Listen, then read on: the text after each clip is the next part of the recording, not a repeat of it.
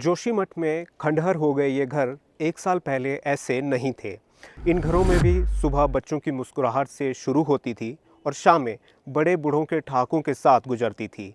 लेकिन जनवरी 2023 में हुए भूधसाव के बाद ये घर रहने योग्य नहीं रहे। जनवरी 2023 में सरकार ने ऐसे तमाम घरों को जोशीमठ में खाली करवा दिया। यहाँ पे रहने वाले तमाम लोगों को सरकार ने टेम्परेरी शेल्टर्स या होटल या अन्य जगह पर विस्थापित कर दिया कुछ समय के लिए, और एक आश्वासन दिया कि जल्दी ही उन्हें परमानेंटली सेटल किया जाएगा।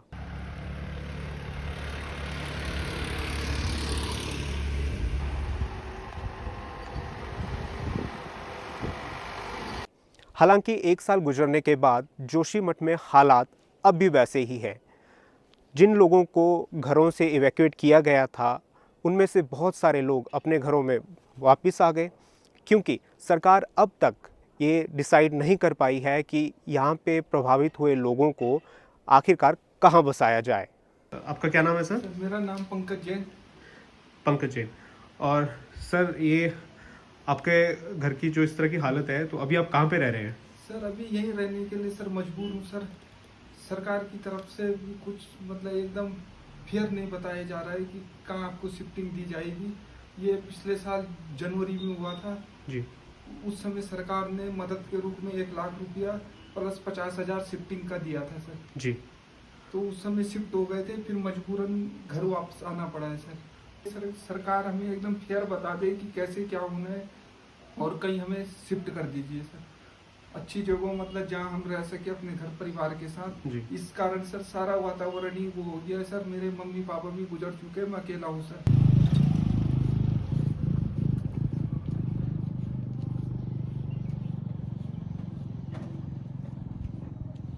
मेरा नाम नीति डिमरी है और हम यहाँ के मूल निवासी हैं।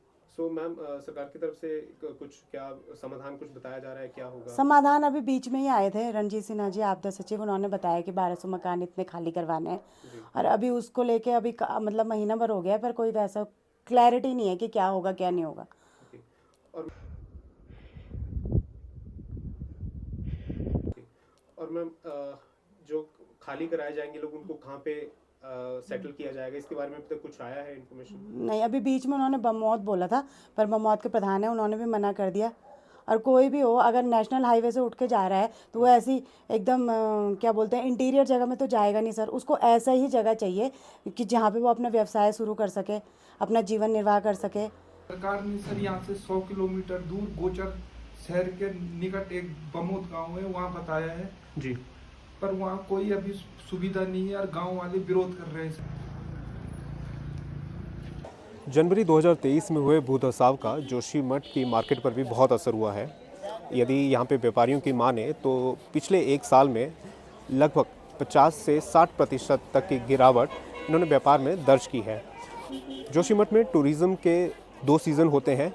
यात्रा सीज़न, जब चारधाम यात्रा चलती है मई से लेकर के लगभग अक्टूबर नवंबर तक, और दूसरा ऑली सीज़न, जिसमें कि दिसंबर जनवरी और फरवरी स्टार्टिंग तक जब औली में बर्फ़ गिरती है तो सैलानी यहाँ पे खूब आते हैं। लेकिन 2023 चारधाम यात्रा के समय में यहाँ पे बहुत सारे होटल्स और होम स्टे खाली रहे।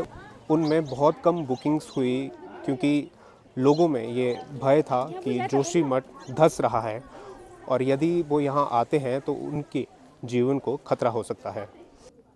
भूधसाव से पहले के मुकाबले अब कितना प्रतिशत जो है ट्रेड जो है वो कम हुआ है जोशीमठ में?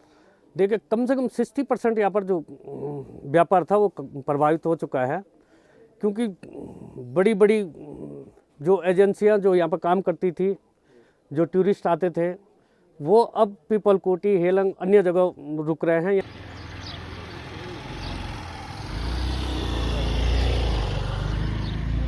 तो मैम, आपके घर में आप जैसे ये शॉप है आपकी, इसके अलावा और क्या आप चलाते हैं? हमारा होम स्टे है, रेंटल इनकम है, उसके अतिरिक्त हमारी ज़मीनें भी हैं, खेती बाड़ी, गाय वगैरह वो भी है। ओके।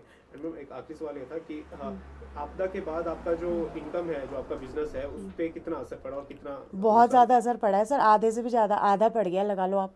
होम स्टे, दुकान और होम स्टे सब मिला हाँ, के सब आधा कुछ हो गया। मिला के आधा ही हो गया। गवर्नमेंट ने हेल्प करने की कोशिश की थी, तो गवर्नमेंट इस कोशिश में नाकामयाब रही है और जो यहाँ के लिए व्यापारियों के लिए, यहाँ के स्थानीय लोगों के लिए जो वादे किए थे उस वादे पर खरे नहीं उतरे थे। फरवरी 2023 को एक शासनादेश जारी हुआ था, उसमें जो डोमेस्टिक मकान हैं उनका रेट तय किया गया था, जो कमर्शियल मकान उनका रेट तय किया गया था।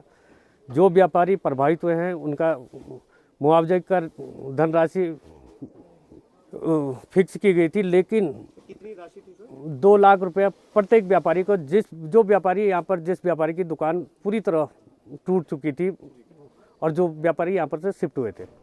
लेकिन 1 साल गुजर जाने के बाद भी आज सारे कागज़, सारी फाइलें मेरे पास पड़ी है सारी व्यापारियों की। अभी तक किसी भी व्यापारी का 1 रुपये का मुआवजा नहीं दिया गया।